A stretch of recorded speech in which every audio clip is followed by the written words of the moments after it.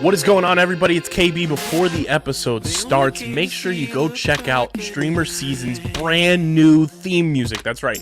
We have full-time, brand new theme music thanks to the newest homie and newest member of the music side of Underground Sports Philadelphia homies. That is Mobley. Stay Volk. His new single is out now. It is linked in the description on YouTube, and you'll be hearing it on audio until we can figure out if we can play it on video on StreamerSZN episodes from here on out. That's our new theme music. Stay Volk. Go download it now wherever you get your music, and go check out the music video on YouTube. But now, let's get into the episode of StreamerSZN.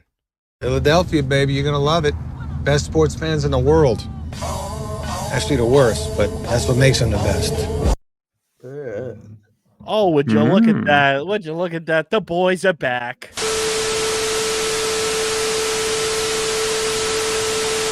What is going on, fellow streamers? Welcome into another edition of StreamerSZN, the exclusive streaming platform, TV and movie podcast on the Underground Sports Philadelphia Podcast Network. It's KB, Christian, Harrison, a triple box edition of the pod. We got a lot to dive into. The final 3 episodes of Daredevil Born Again. We will get into it all. We will also get into the premiere episode of The Last of Us Season 2. And then we'll take you around everybody's favorite multiverse, and that is the streaming platform Multiverse, to break down all the latest news and notes from around the television, movie, and entertainment world. But before we get into all of that, make sure you guys are following us on the socials at StreamerSZN, at StreamerSZN Pod, and at Underground PHI. Subscribe to the pod, Apple, Spotify, wherever you get your podcasts in audio form. Leave us a 5-star review. It goes a long way for helping this show continue to grow. Helps where people find not only this show, but every show on our network. And, of course, subscribe to the Underground Sports Philadelphia YouTube channel, youtube.com/@Underground Sports Philadelphia. Leave a like on the video, drop a comment in the comment section, and click that bell icon so you know whenever new videos go live. Ladies and gentlemen, boys and girls, the devil of Hell's Kitchen is indeed born again. Daredevil Born Again. We are going to get into the final 3 episodes of this season and break it all down. We'll run through episodes 7 and 8 relatively quickly and then get into that finale, big, bad juiciness that went down in that one. And really dive into what's to come in the city of New York in the MCU. But episode 7, Art for Art's Sake.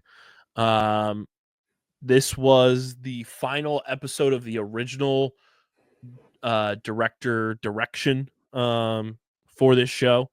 And it's kind of evident when you watch episode 1, 8, and 9 versus 2 through 7. But I will say, now that we've seen the full season as well, what a fucking amazing job Frankensteining this whole show together.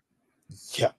They pitched this all together with a box of scraps in a cave, much like Tony Stark did in Iron Man.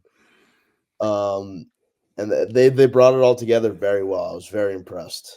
Could have gone a lot worse. Could have gone a lot worse. We've seen it go a lot worse. See Secret Invasion. Beat me to it. Beat me to it. So episode 7, the synopsis here is Daredevil is back and races Wilson Fisk to stop Muse from killing again. So episode 7's plot. Wilson Fisk talks to Buck Cashman and Daniel Blake about Muse's terror and how, so far, he's unable to bring him down as promised. Daniel Blake informs Fisk about Angela Del Toro, who was Muse's attempted victim, but was able to get away and point authorities to his lair, his secret lair. Fisk wonders how could Del Toro escape, and Cashman says that she was rescued by the Daredevil. Fisk strongly reacts to the news that Daredevil is back, although it was yet to be confirmed, and demands Cashman and Blake to leave.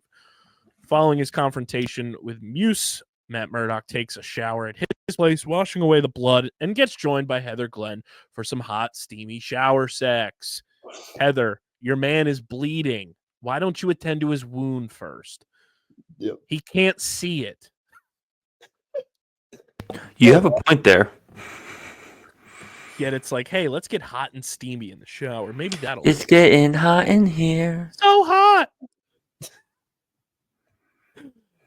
She notices Murdoch's wound, but before she gets to ask him about them, Matt says, fuck it, we ball up top, starts to kiss him, and the two, they Marvin Gaye and they get it on. Later, Glenn presses on where Murdoch was the prior night, and he tries to downplay it by saying that he was taking a walk and got injured on the way. Matt, you got to think of something better than that, Chief. Bish, please. You know, he's not a very good liar for someone who can suss out lies very well. Yeah, very, very dumb lie. Do better, Matt. Yeah, be better, Matt. Be better. Sin better. You Yeah, Sin better. Sin better. Sin bad, sin better. Yeah. Glenn is worried that he has a tendency to get into dangerous situations and questions if Murdoch is doing that deliberately as a form of self-harm. Heather, come on. What are we talking about, Heather? Self-harm? He can't even see. Yeah. He can self-harm himself by just walking straight all day. Yeah.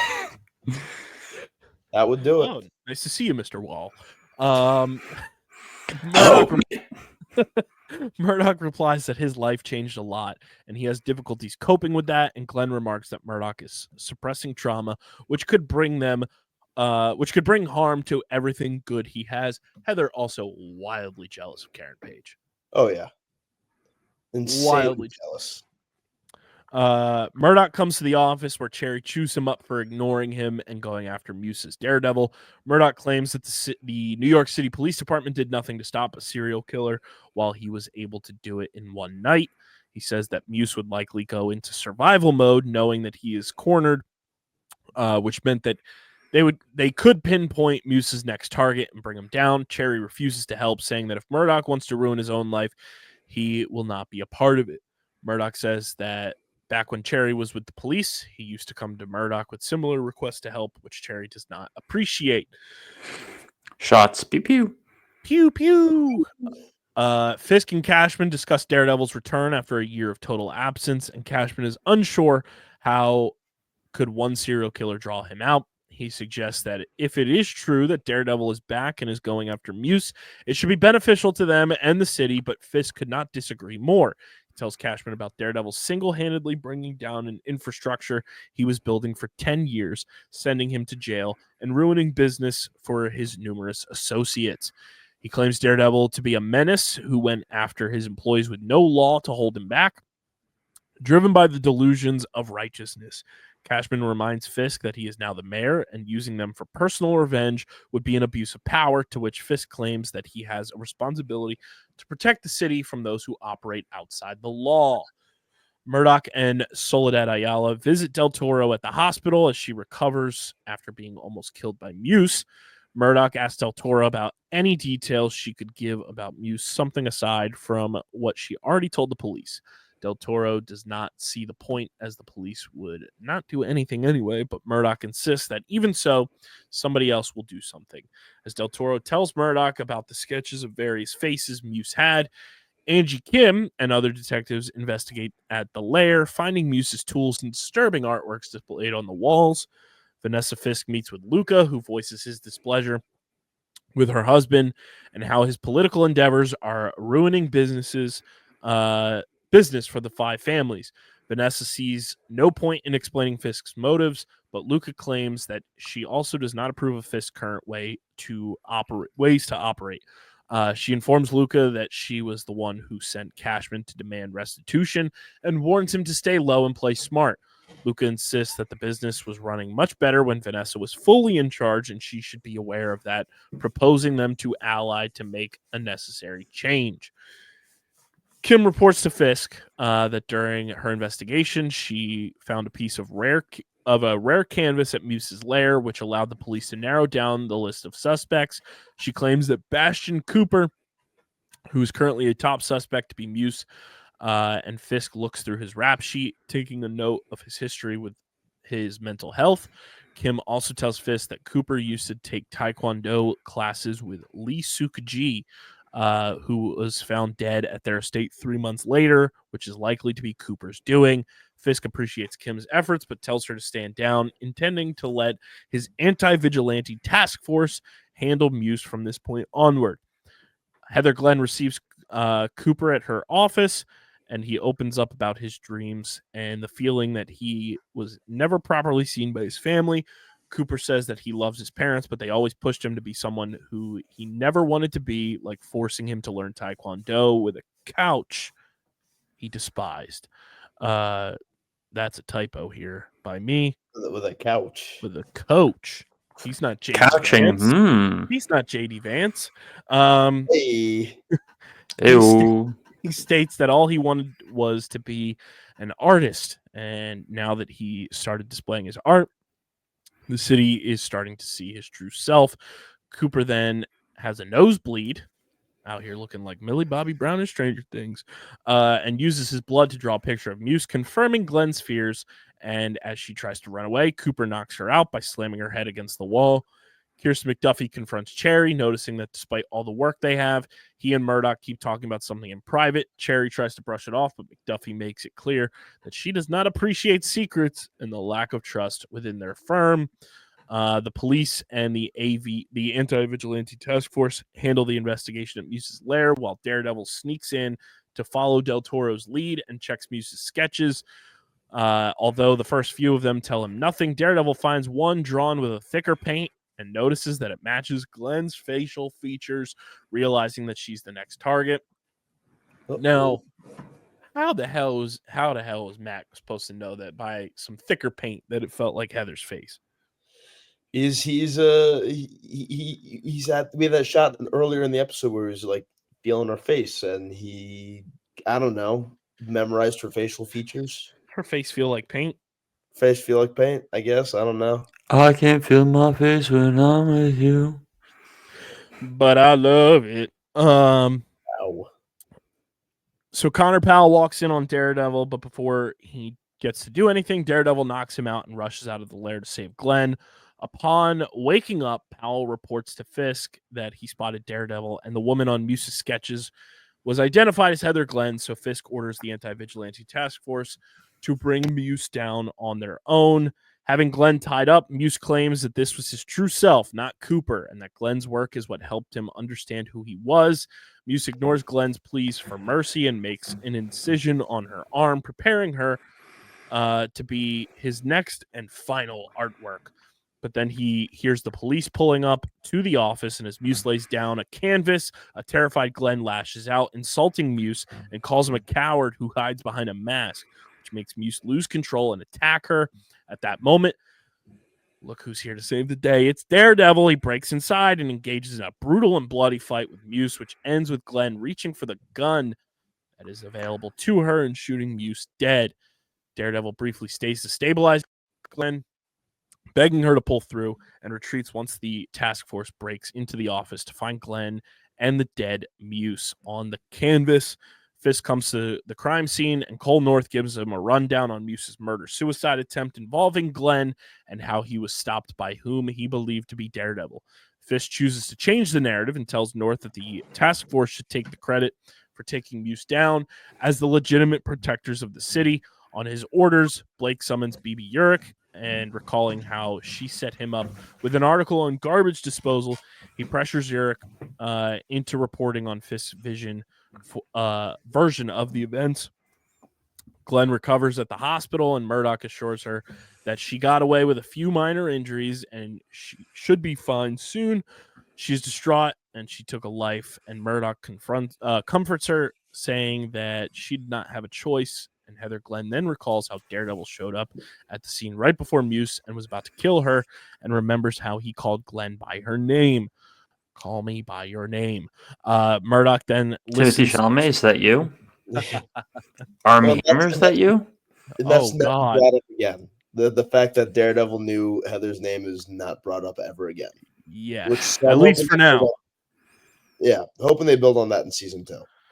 Murdoch then listens to the NY1 report on Muse's death and all the credit going to the task force as Fisk holds a press conference in celebration of the task force and their efforts to save the city from the killer.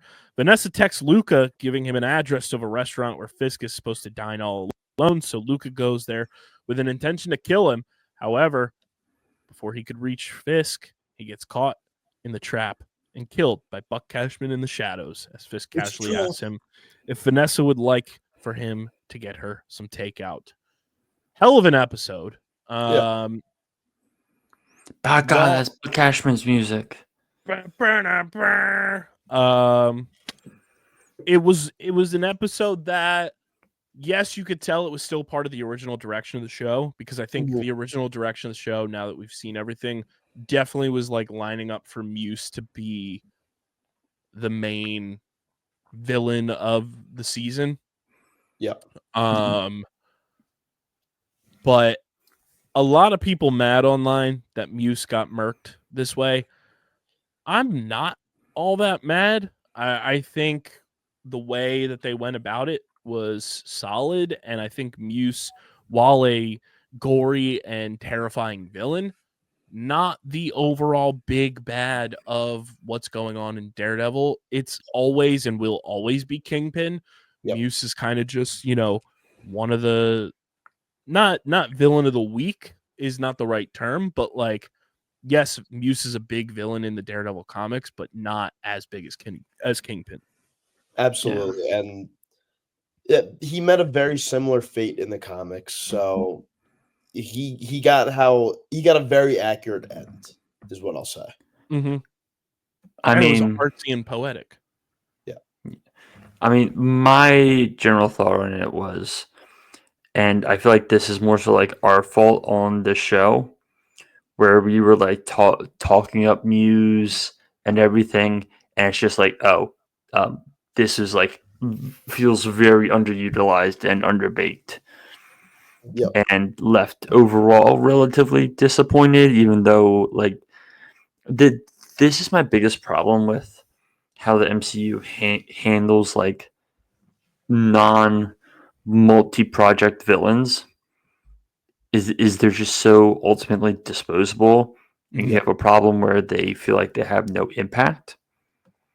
And so you look at this and you're like, oh, so like, and now that this is not a fair comparison, but like they gave Ultron one movie. They gave Gore the God Butcher an hour 50 minutes. If that. More realistically, like 15 to 20 minutes of screen time. They give Muse, like properly Muse, I'd say maybe 10 to 15 minutes. Yeah. It's I'll say this though, as compared to some of the other villains, like you were saying, Christian, like at least Muse has like long-standing payoff, for lack of a better term, because the impact that this final scene where Muse is alive has on Heather, I think, is going to be an overarching, like, impactful plot line moving forward, as we see later on this season. I think moving into season 2 will also be impactful.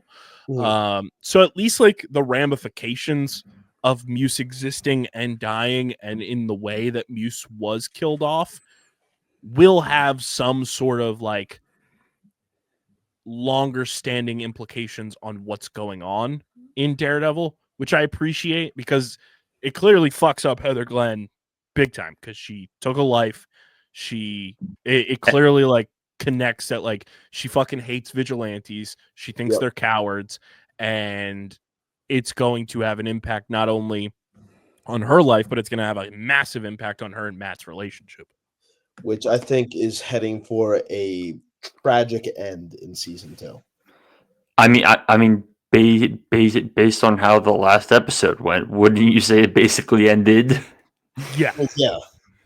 But I think I don't think she lives past season 2.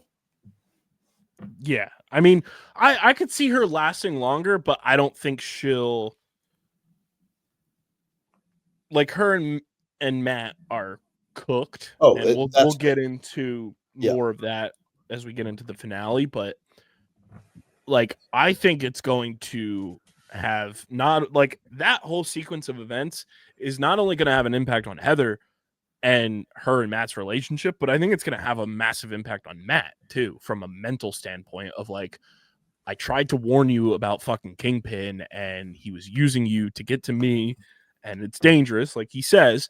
And I think that's going to like fuck with Matt's head a lot. And I think that's what's going to send Matt truly down the spiral to get him fully back as Daredevil, because now Kingpin's fucking with somebody that like he has an emotional connection with again. Yep. I agree. Overall thoughts on this episode, and your takeaways from the final episode that was not Benson and Moorhead. I thought it was good. A lot of it did feel rushed, though. This is probably going to get my lowest ranking out of all the episodes of Daredevil Born Again.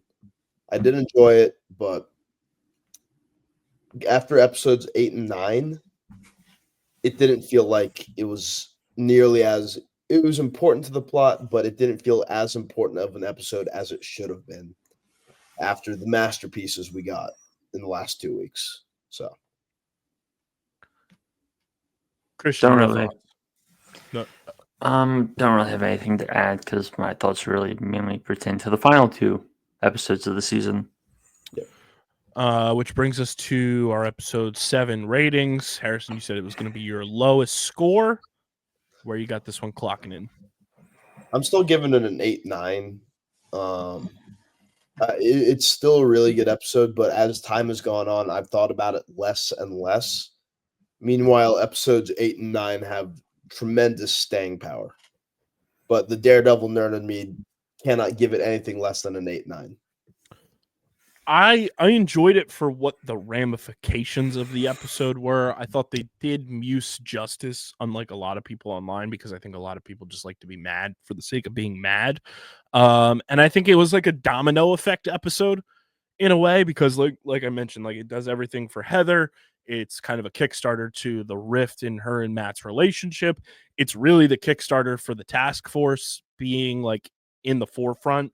You go from Muse being the villain on the radar to now it's the task force. So I like kind of the domino effect that this episode really kicks into place for the tail end of this season, and then I think what we'll see a lot of in season 2. So I think while it's not going to be long-lasting, memorable for what the overall content of the episode was per se, I think this episode we'll look back on it when season 2 is over and be like, oh shit, that's when like all of this kind of like got started, was episode 7 of season 1. So I like it for those reasons. I'm also going to go a little bit lower. I'm going to give it a 9.2. I enjoyed it. I think it was a poetic ending. The way that they kill off Muse is very, very artistic, no pun intended.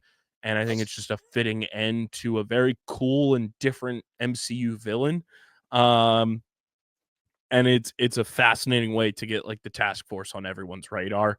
And I think that's going to be a very important thing as we see later on and just moving forward as well. So yeah, very good episode. Enjoyed it. And kudos to Benson and Moorhead for tying 5 or what was it, 6, 7 episodes like that together, 6 episodes, and Frankensteining them together to bring us what we got in the middle part of this first season, which brings us to episode 8, the Isle of Joy. I gotta say, I fucking love this episode. I fucking love this episode. Oh my, that song that plays at the end of this episode has been on repeat on my goddamn phone. Been so good. On repeat.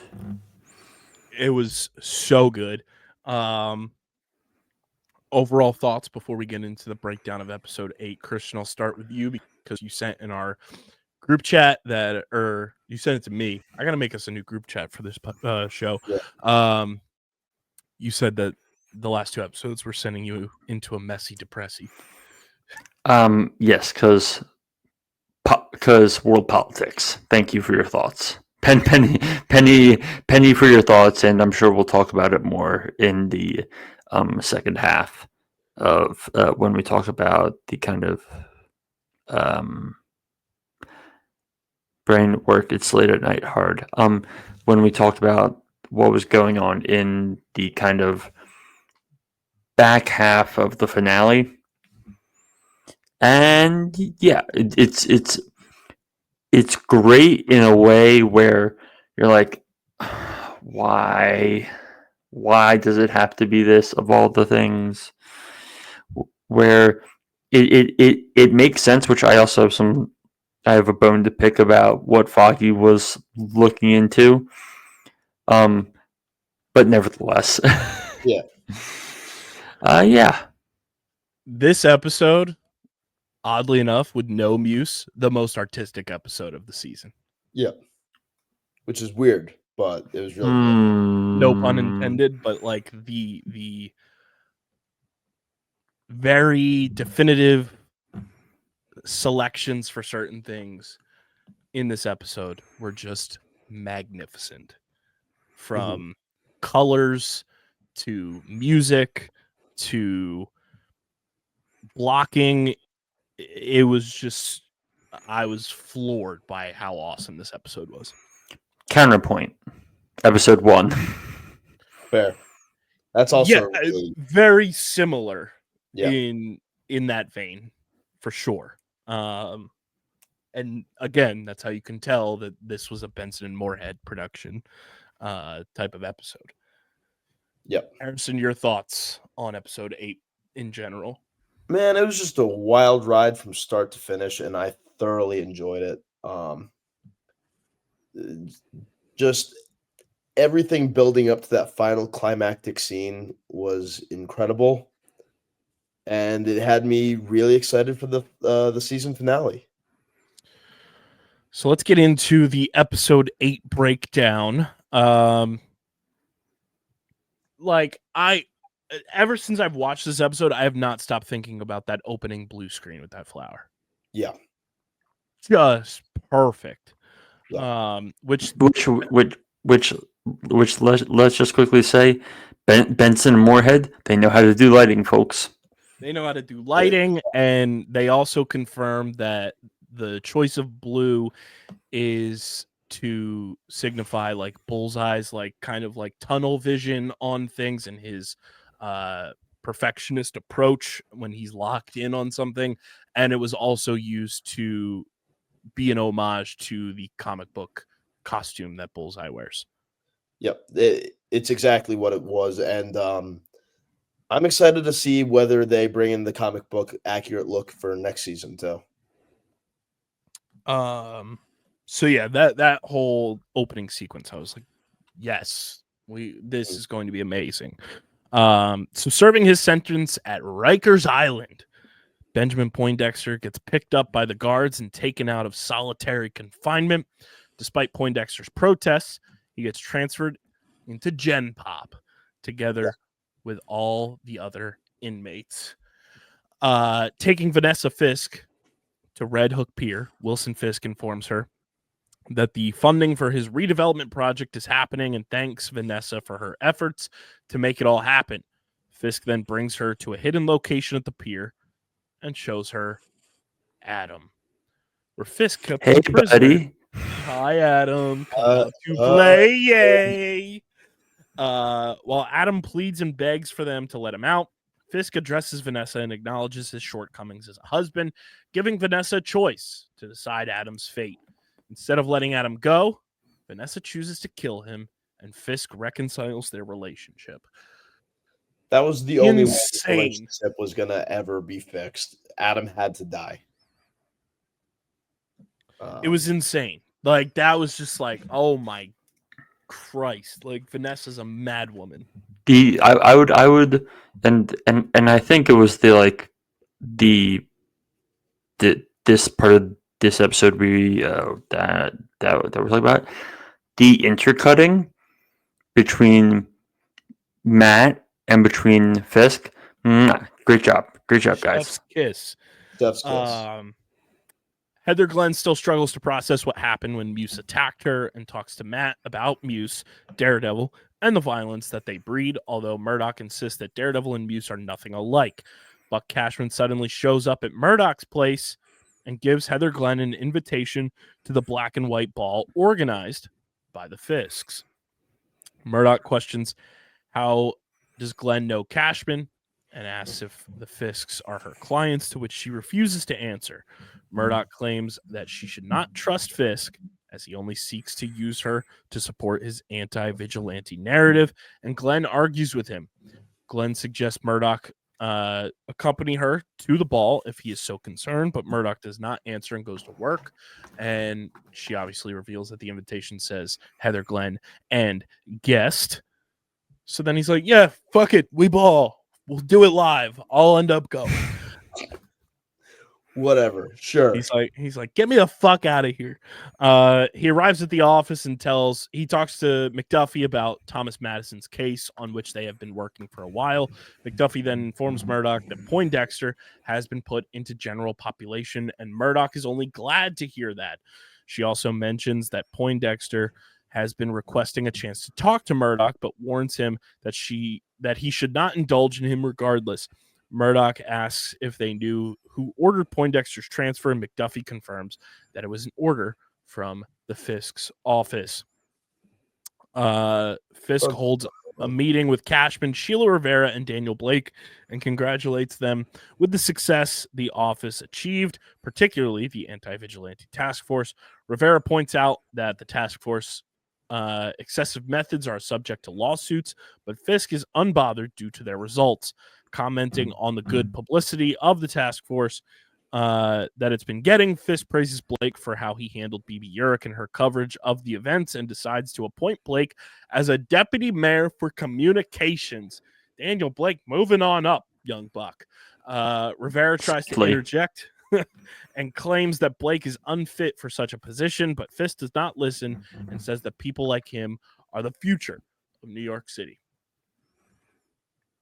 Just a big dumb dipshit. Murdoch and McDuffie hold a meeting with Madison, who has been accused of defrauding teachers, but Murdoch picks up on his flippant attitude and his lie that he was not aware of his actions being fraudulent. Murdoch angrily tells Madison that even though they are his lawyers, they would not dabble in perjury and defend a client who they know is lying. McDuffie talks to Murdoch about the outburst, wondering if it was somehow related to Poindexter, and asks Matt what has been going on with him lately. Murdoch tells her that after all the injustices they just witnessed with Hector Ayala, Leroy Bradford, more caramel corn references, and how Fisk only gets more public support, all that Murdoch and McDuffie has been doing feels pointless. And I love the line he said, where he said that they were just babysitting chaos. I was like, that peak bars. It feels like a very Daredevil-y line. Yes. It was good. Loved it. Matt goes to the closed Josie's bar and has a drink with Josie. Thank goodness Josie's alive after all of that. Yes. Absurdities that happened in episode 1. She deserves nothing but good things. Where he is found by Cherry, who McDuffie asked to keep tabs on him. They talk about Fisk moving forward with his anti-vigilante platform and moving Poindexter into general population. And Murdoch thinks that they have been missing something and it all must be somehow connected. Cherry insists that it has been proven that Poindexter was acting alone to get revenge and asks Murdoch to move forward. When Josie mentions that Foggy Nelson had been drinking their special O'Melvinese bottle on the night that he died, it all starts coming together. Everything's coming up foggy. Murdoch finds it strange and realizes that Foggy already knew that he was going to win the case and that somebody silenced him. This was a fun tie back to episode 1. Yep. But it was very funny that a bottle of alcohol triggered all of that. Like it was like that it was like that Kill Bill meme where it's just the dun, dun, dun. The bottle. Arriving at Rikers Island, Murdoch meets with Poindexter and asks him if he was hired by Fisk to kill Nelson, and if he wanted Poindexter dead because he knew too much. Poindexter does not reply directly, implying that if he stays in general population, he would die before Murdoch gets to know the truth. He says that if Murdoch wants to know if Fisk hired him, he would have to represent Poindexter and get him out of prison, to which Murdoch responds by slamming his head against the table in rage. Rage, rage, fucking rage. Let the darkness take over. Slammed his face. Poindexter laughs through the pain and thanks Murdoch before the guards come and escort him away, as Murdoch says that Poindexter did that to himself. And we got one of the best still shots with closed captioning on it, where it's just Matt saying "fuck you." Yeah, that's gonna become that is a good meme. It's just it's so good. It's been added to the files already. Yeah. The Fisks hold the black and white ball at Gracie Mansion, with the task force handling the security for the event. Rivera assures Blake that she has nothing against him with his promotion and only thinks of him as premature, but Blake tells her that he is no longer worried about what Rivera thinks anymore. He then goes to talk to BB Urich, who was still upset at what happened between them before, telling her that he is now deputy mayor for communications. Jack Duquesne talks to Artemis Sledge, who previously had a rather hostile talk with Fisk, noticing that he was nervous and her husband being absent. Glenn, who decided to accept the invitation, is upset that Matt did not come and did not even give her a heads up. Poindexter is taken to a prison doctor to tend to his wound. But then we go comic accurate, and I know Harrison was like shaking in his boots in pure joy when this happened, because Poindexter reveals that one of his teeth got broken out when Matt slammed his face on that table, and he uses it to injure the guard. That motherfucker killed that man with his fucking tooth. He said, let me give him that hawk tootha and spit on that thing. Boo. Boo. Not the hawk tootha. The hawk tootha. Poindexter then proceeds to kill the guard and the doctor before stealing the uniform and escaping from Rikers Island. Vanessa approaches Glenn at the ball, thanking her for what she did for their marriage, and says that she and Fisk had managed to resolve their issues. Murdoch eventually arrives at the ball to check on Fisk, while Glenn voices her frustrations with him being emotionally and physically distant from her, which was so goddamn funny, because then he's just tuning into conversation going on with Fisk and not paying attention at all whatsoever. I was cackling. Hey, what? You talking? You talking to me? You me? To me? Me? You talking to me? I'm sorry, I'm blind. I can't hear that well. So then we get Murdoch overhears Fisk pressuring Jack Duquesne into supporting the redevelopment project using his secret life as swordsman, now airing on ABC Family, as leverage. A journalist discusses as a waiter snaps a photo of Fisk, who then orders Connor Powell to take care of him. And Powell uses excessive force to punish him, and by excessive force, that motherfucker deep fried his fucking hand. Yeah. Yep. You want to talk about excessive force? That's just excessive to be excessive. You've heard of chicken fingers. I present to you journalist fingers. Oh, boo. Isn't journalist fingers just writers? Isn't journalist fingers just writers who develop carpal tunnel? Yeah. Phil Gallo tries to intervene, threatening to charge Powell with assault, but Powell is unbothered and claims that the task force only answered to Fisk and not to Gallo. As Fisk continues to have his private conversations with potential investors, BB Urich calls it corruption, and Blake asks why she can't just be happy for him. As Blake would not side with her, Urich approaches Gallo, asking questions about the task force. And Gallo replies that the task force was all Fisk's creation, and in turn accuses her of twisting the narrative in Fisk's favor by reporting on Muse being taken down by the task force, which was false. He then asks if Urich knew that Fisk was the prime suspect in her uncle's murder. Yes, well done, Benson and Moorhead. Way to bring it to light. Yes, when that happened, I was hooting and hollering, jumping for joy on my TV that they finally brought that into the fold. Ben Urich lives on. Yes, he does, as he should. One of the great characters from season 1. Oh, I was so excited. And BB's reply, even better. She replies that she does, which was the reason why she was trying to get closer to Fisk. She then tells Gallo that not everything she published was written willingly and says that if there was anything he wanted to come out, he should contact Urich. I was like, yes, BB, you fucking journalist vigilante, you. I was like, yeah, I was so happy during this scene. It was so good. So goddamn good. Heather says that Matt is acting strange, even accounting for his issues with Fisk, while still not answering if he was her client. Murdoch insists that Fisk sought her out to keep tabs on him, but Glenn remains skeptical about that and tries to stop Murdoch from acting out and confronting Fisk at the ball. As Fisk and his wife take the center floor for the first dance of the evening, Murdoch tells Glenn that Fisk is a monster and she would not be safe until this is over.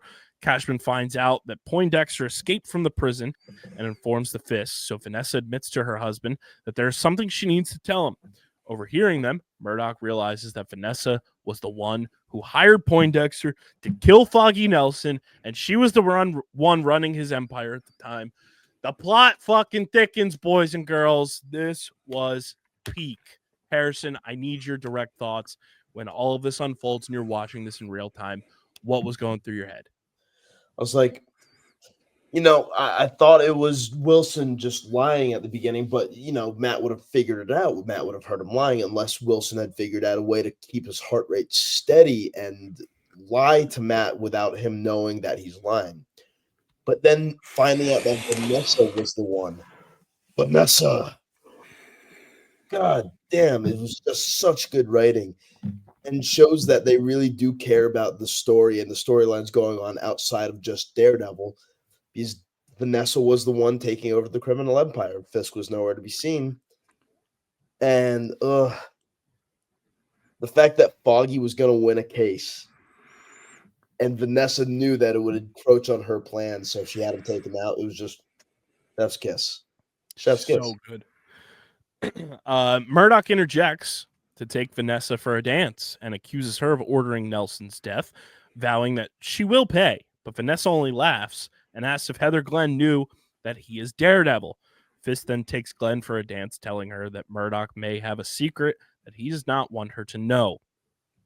Poindexter then goes up that elevator. He takes position at the balcony and takes aim at Fisk, preparing to kill him. But Murdoch picks up on that and saves Fisk by jumping in and taking a bullet in his stand. Fisk and Glenn are shocked, and while the guests scatter and the task force rushes to neutralize Poindexter, Murdoch starts bleeding out on the floor. He goes upside down. Everything goes red. That music was perfect, and just a brilliant, brilliant, brilliant scene there at the end. And this episode was just so goddamn amazing. And I loved every second of it. I was texting Harrison about this, and I think we were talking about it a little bit too. This episode did more for character plot development of side characters than any episode this season, and it was done in like the best way possible. Yep, I agree. It was done in the most political way possible at a gala. That too. And I love the undertone of the gala as well. And Harrison, you'll understand this. This was Kingpin and Vanessa's second shot, no pun intended, at their wedding from season 3. Because who comes and crashes the wedding? Oh, that's right. Dex, dressed up as Daredevil. And what happens again? They try to do the wedding all over again because it's a black and white party and Vanessa's wearing fucking red. Here comes Bullseye yet again, interjecting on their second shot at a wedding, quote unquote. And Matt jumps in front of a bullet that was intended for Kingpin. And my jaw was on the ground when this episode ended. I was like, this was so goddamn good. I needed the next episode immediately after it. I'm sad. Like, I was annoyed we had to wait for a week, but god damn. I audibly said when that episode ended, I said, I was like, no. I was like, it No. can't be over. I was like, no fucking way. No way. I was blown away by how good this episode was. Who wants some fun food for thought base that I just thought of based on this episode? Lay it on us.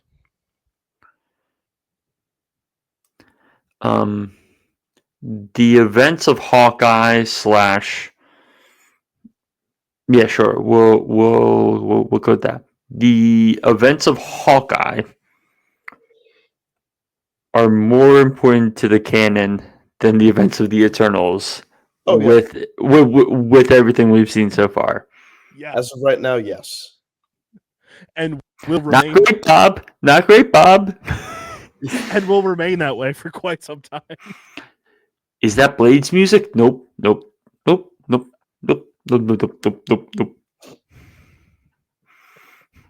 Blade? Yeah. Where? Who? We got a recurring character from Hawkeye where we got any Yeah, bang. exactly.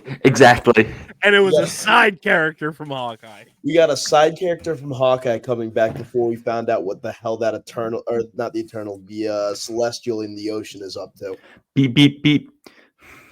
Well, no, it was technically mentioned in Brave New World, right?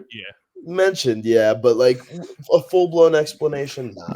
We have gotten swordsman 3 times as many times as the Celestial in the ocean, more times than Kit Harington, more times than Blade, more times than anyone from Eternals, More times than Mahershala Ali's voice as Blade. 3 times as many. One could say. Not great, Bob. Not great, Kevin. Not great, Kevin. Before you said Kevin, I was like, oh, the saying is not great, Pop. And I was like, you mean Iger? True. Um, No, technically, I could have also been talking about Bob Chapek. that too. I loved this episode. It was so good. Like what a brilliant penultimate episode for a season that just leaves your jaw on the ground at the end. Obviously, like season 2 of Daredevil is happening, so Matt's not dying. Yeah. But it's still just the shock factor that he decided to throw himself in front of his biggest adversary to save his life. That just has you like, what the actual fuck just happened? And like I said, like the blocking, the colors, the aspect rate, like just so much of this episode was so goddamn good. And it's one of the best episodes, in my opinion, of MCU television that we've gotten to date. Oh, absolutely. I totally agree with you there. Which brings us to the episode 8 score, Harrison. Where you clocking episode 8? 9-8. That one, it blew me away. Yeah, I'm with you. Like Right there with you. Absolutely incredible. I loved it. And I couldn't wait until the next week. And guess what, everyone? You don't have to wait because it is here. Episode 9. Straight to hell. Christian, part 2 of your stressy, messy, depressy.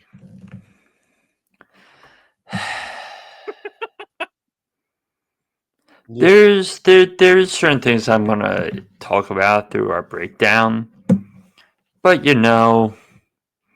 with certain political leaders these days, and specifically with just the last line we hear him say in this episode, I'm like, this is all a little too on the nose for me right now. Yeah. But I will continually on a different note. People, please cast John Bernthal in more movies. I'm begging you. Thank you. Yes. He's incredible. Also, it's very funny that the line he says spurned something for you, and it spurned something totally different in my way too God. online brain. Oh no. Well, let's Let's put a pin in it as we go through this breakdown. We'll get to it. So we get another flashback, and I know there was a lot of people online too, kind of like critiquing the flashback a little bit, that it wasn't fully accurate, because we get a correction on it later in the episode with a returning character saying a year and a half. It said 1 year ago in the flashback.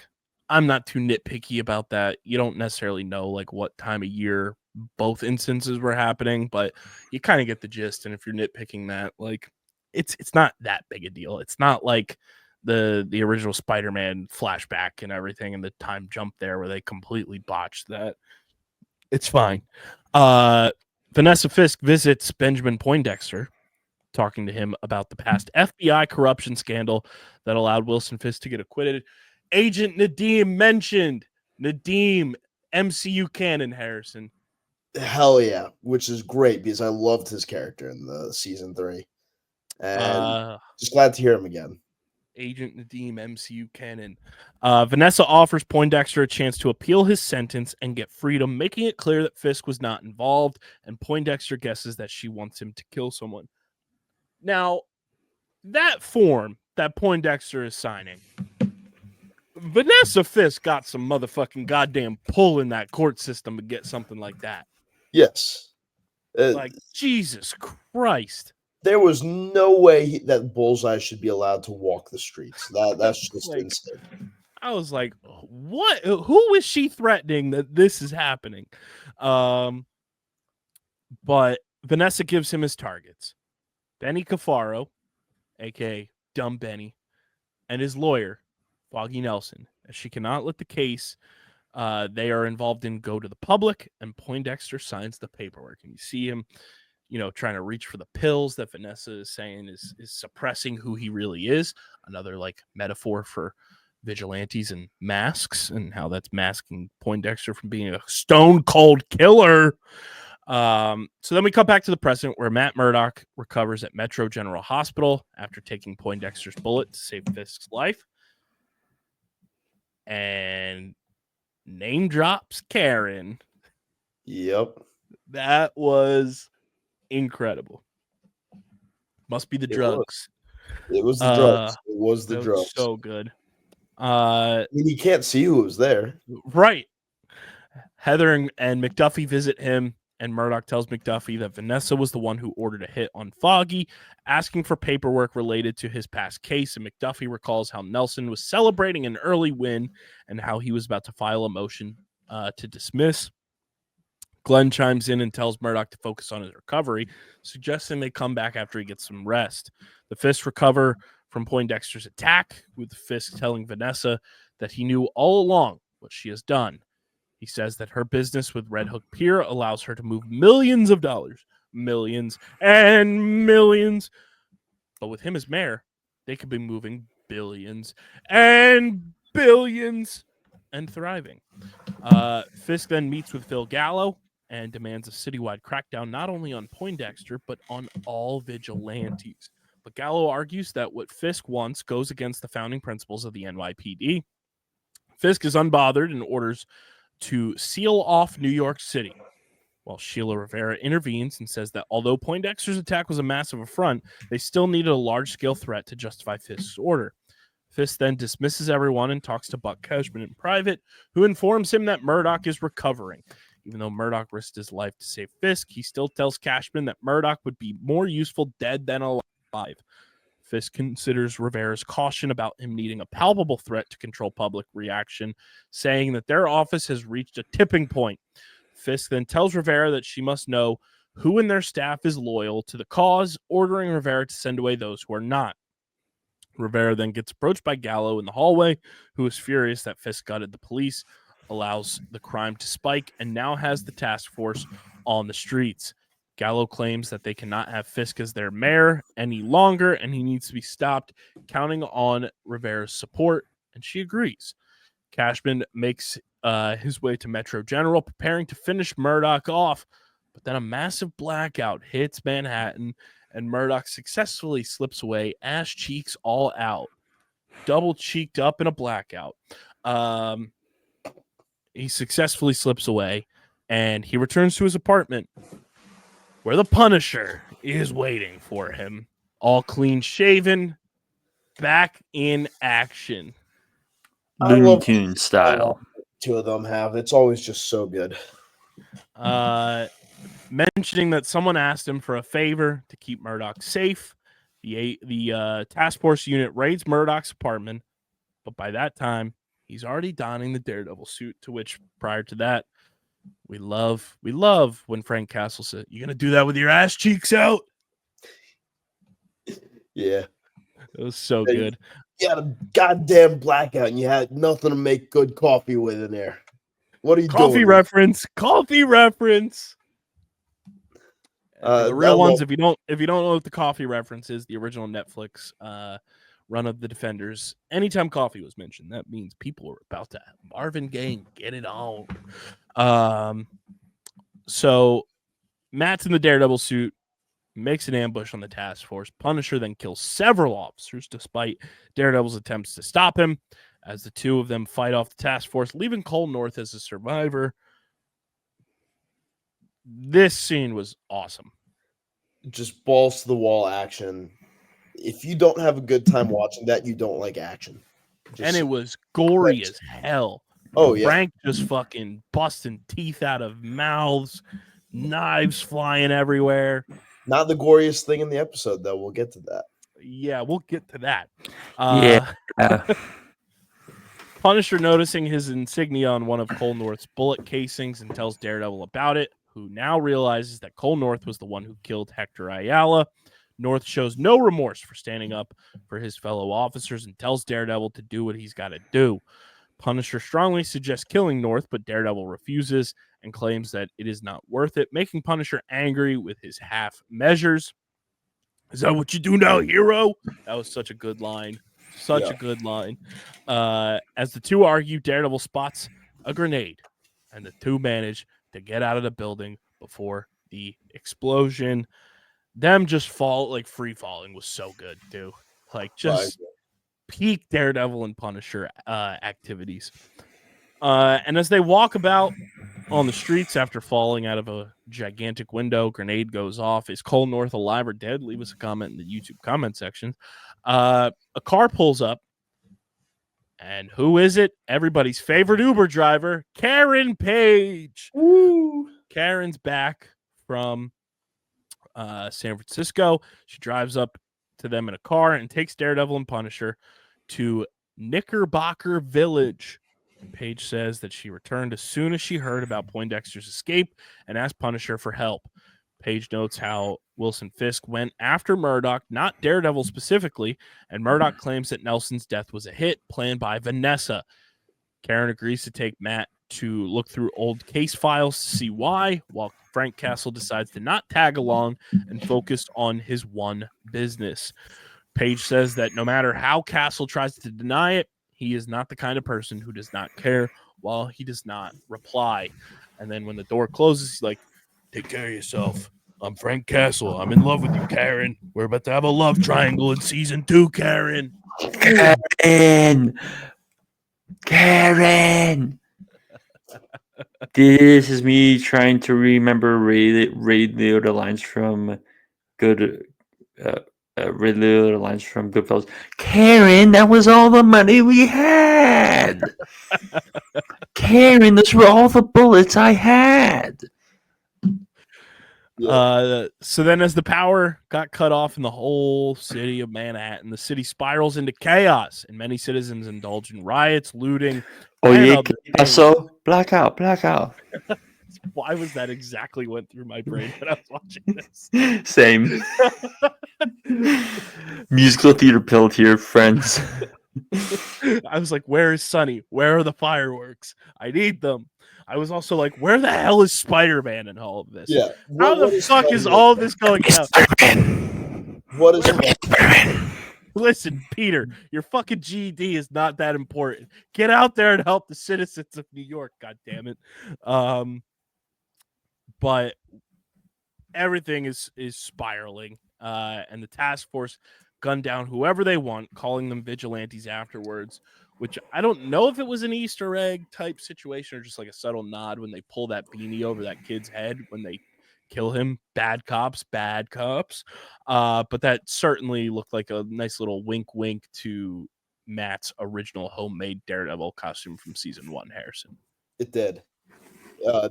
Especially with the what looked like a mask under the mask too. Mm-hmm. So Daniel Blake and Cashman meet with the city council to present Fisk's Safer Streets initiative, implying that they are aware of the council members' illegal activities and force them to comply. Daredevil and Karen check the storage for relevant case files, and Daredevil asks if she and Frank might have something going on, judging by Paige's heartbeat. Daredevil also stumbles across an old package from their Nelson and Murdoch days, recalling Foggy's avocados at law joke. Paige then finds Nelson's files from that case and sees a document claiming that Red Hook Pier was a free port exempt from the jurisdiction of New York City and the United States as a whole. Order in the court. That's certainly interesting. That document is dated 1880. You're trying to convince me no one fucking figured this out for 145 fucking years. Yeah. Bullshit. No. There's already not enough land in New York as it is, and I know because of this, it's not technically New York, but you would have think some bullshit developer in the span of 145 years would have figured out that, oh, hey, there's this weird little thing here. Yeah. You got to suspend your disbelief just a little bit. It runs deep with Fiorella LaGuardia. My father loved her. And I know we've kind of blown past this point, but I did want to say that I was one of the people early on during the show saying, I feel like it's Vanessa who's going to fuck this up for him, and in theory, because of this Poindexter thing, it's going to be Vanessa who fucks it up for him. Mm-hmm. So I'm taking that as a win. So Daredevil realized that the Fisks were interested in the pier to build their own city-state. Call back. We built this city. Boom, boom. And make all of their crimes legal. And Nelson was killed for finding out on accident. A 150-plus year accident, as Christian pointed out. Yeah. Punisher arrives to Red Hook Pier and mercilessly massacres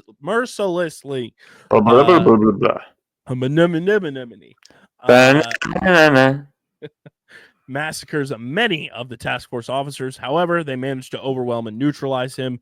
And as I'm watching this, I was like, Frank, you escaped fucking prison in worse situations. You better not fucking die. And then I was like, wait a minute, you have a special presentation. You ain't dying anytime soon. Connor Powell and the task force take Punisher as their captive, with Powell saying, hey, Frank, we idolize you, man. We fucking love you, man. And I just love the subtle detail that all of the fucking losers in the back, their Punisher logos were horrendous. And I think it was either Ryan Airy from Screen Crush or MT from Heavy Spoilers said that the logos in the back looked like they were like Lovecraft Country versions of the Punisher logo.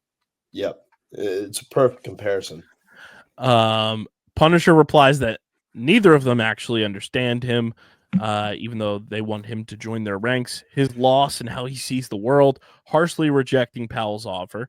Powell replies that it was unfortunate and the task force roughed Punisher up while he's unable to fight back. He also says he wouldn't piss on him if they were on fire.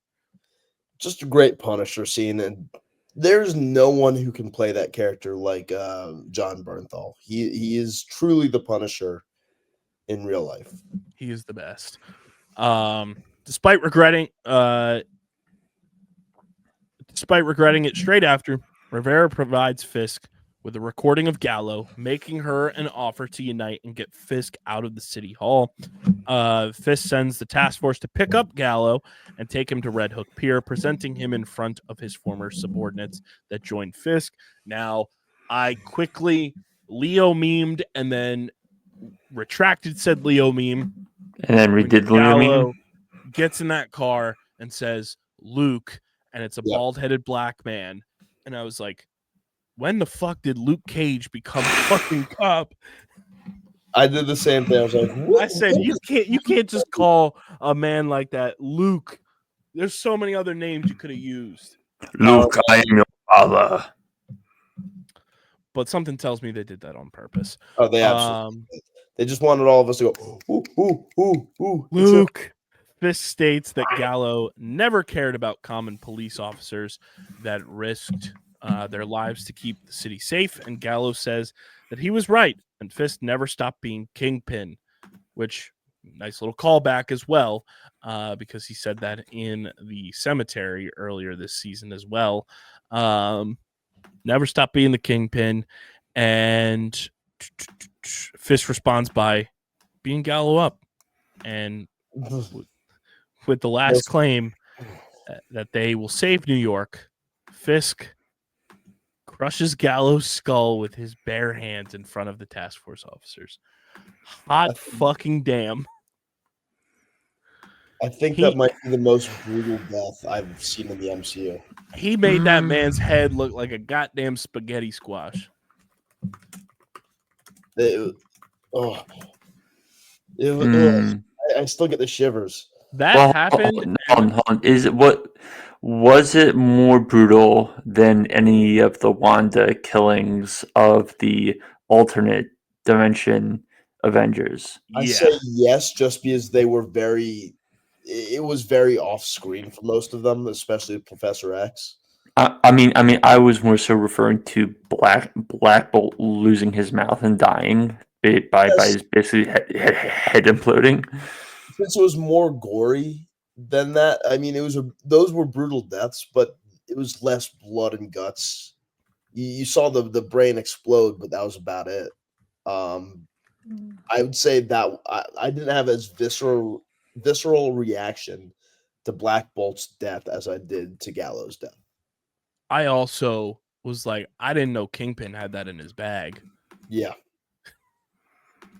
He ripped that man's skull in half. And I loved the image of the practical prosthetic that they used for that. Yeah. Christian, I don't know if you saw it, but there's like this like indentation on the mouth that basically as soon as you like touch it enough, it like rips open, and that's what unleashes all the guts on the face. It was really cool to see the prosthetic they used for that. But I saw that happen, and my jaw was like on the ground, just stunned. And I was like, holy shit, they did this on Disney Plus. It was insane. Disney Plus. So Daredevil and Paige arrive at Red Hook Pier, finding it crawling with the task force officers. So Karen persuades Daredevil for charging in, or dissuades Daredevil for charging in, as he would either die or kill someone. She claims that Fisk has all the power, and they would not be able to stop him. To which Daredevil responds that they can, but they would need an army. Now, I'm going to put a pin right here and say, obviously we know the Defenders exist, but during this scene, Matt says it's not dark because he's blind. He just sees 1,000 suns. I was talking to Harrison about this earlier today, Christian. What if they decide to not use the Defenders moniker because it already existed to a degree, but instead 1,000 suns forming an army? What if this is Marvel's way of introducing the Midnight Suns? Can we drag Kit Harington back in? Because let me tell you, bring old Mr. Moon Knight over, and we got ourselves a fucking hot time. I need Sony to give up the rights to Spider-Man just so we can get Spider-Man, Daredevil, Moon Knight, Luke Cage, Jessica Jones, Misty Knight, Echo, Everybody, the whole Everybody. goddamn army, Doctor Strange, everyone. everyone. So on the next morning, the power restores in the city, which I was kind of like thrown off that it was just a day that the power was out. Like when they referenced that it was just the next day, I was like, what the fuck? I felt like the longest like sequence of events happening in just a singular 24 hours. Yeah. So it restores in the city. Fisk meets with Heather Glenn to offer her a position of a commissioner of mental health, which she accepts almost immediately. And I was like, Heather, you dumb bitch. And it was in that moment that I was like, all right, I'm fine if they kill her off next season. Fuck it. I was like, this fucking traitor. Matt trying to warn you, and here you go. Just blindly walking into a fucking role with this fucking demon. And then next season, Vanessa or Wilson is going to kill her. And Matt will be happy in his throuple with Punisher and Karen. Cue the drum set. This then addresses the people of New York, putting all the blame for what transpired on mass vigilantes and claiming that Gallo chose to resign while facing rampant lawlessness. Fisk then enacts the Safer Streets Initiative, effectively putting New York under a martial law with the task force maintaining the order while making vigilante activity a criminal offense. I was flabbergasted, but very like excited that this was the route they were going with this portion of the episode. It was incredible. The entire episode for me was just the perfect way to wrap up the season. Now, I Christian, what was your brain going to when he says, "I love New York"? The Orange Man. Mm-hmm. It's something that I feel like I have heard him say at some point, but I can't pinpoint it exactly. But it just screams like I'm giving it all of the other things. It just feels like the cherry on top. Now, my incredibly online brain, when I hear him say, "I love New York," I just immediately thought of the hit MTV show, I Love New York. Spin-off of Flavor of Love. See, that's and not to be weird here, but that's before my time. Yeah, I know. But that's why I said we had completely polar opposite reactions. And my brain immediately went to the younger generation of being like, I need one of those like TikTok like highlight reel videos that they do with players when there's a quote that gets said. And it's just Fisk saying, "I love New York," and it just cuts to the fucking intro of that show. So with the season wrapped up, let's quickly take account of where before the season we had talked about essentially the ending point being Wilson out of office, potentially due to a combo of his wife's actions and his own actions. We were maybe one season ahead of the curve there. Yeah. One last bit here too with the episode. We cut back to Josie's bar. Daredevil talks to Karen about how he mistakenly thought that he was immune to darkness, but actually allowed it to creep inside him. He admits that he wanted to kill Poindexter and that after Foggy died, he was uncertain of who he is anymore. Karen reassures Daredevil that Foggy believed in him and everything he stood for, whether it was light or darkness. Fisk then brings Vanessa to his personal dungeon at the Red Hook Pier, where he kept Jack Duquesne and other socialites as hostages, as well as Punisher himself. McDuffie receives a document from Nelson's case that proves that Red Hook Pier was a free port. Poindexter takes shelter at an old wrecked apartment, and Daredevil addresses his allies at Josie's bar, including Cherry, Angie Kim, and several NYPD officers who chose to oppose Fisk. Daredevil states that while the city was broken and corrupt, they can reclaim it from Fisk together, for they are the city without fear. And we cut to the window kind of view of Daredevil in the suit, glowing, ready to rock and roll. And then we get a post-credit scene, or mid-credit scene. Frank Inside escapes. Fisk dungeon, Frank converses with a man and makes an appeal to Task Force Officer Anthony Petruccio, who's from New Jersey, who goes over to shake his hand. Frank breaks his arm and begins to unshackle himself, and I can't wait for Frank and fucking Jack Duquesne to team up in the special presentation and get the fuck out of Fisk's Red Hook Pier lair and just go berserk, because it's gonna be amazing. Brilliant finale. Yeah, Yep. I loved it. It had me on the edge of my seat every single second of the episode. It was so well done.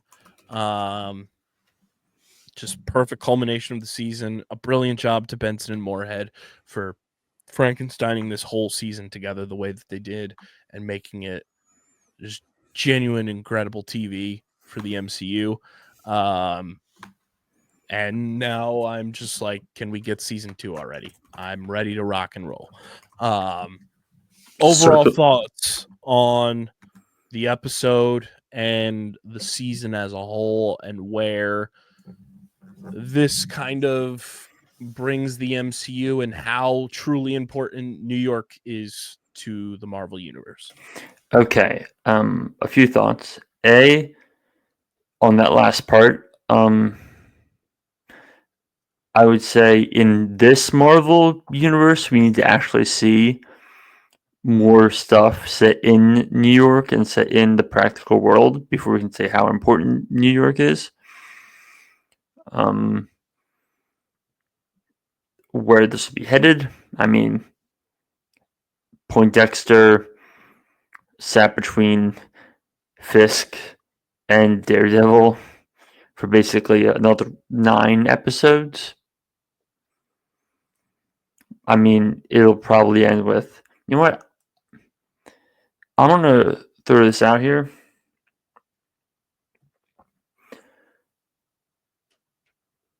Vanessa dies. Fisk doesn't die, but Fisk is whisked away somewhere in some form or fashion, in disgrace, is hiding in the underground.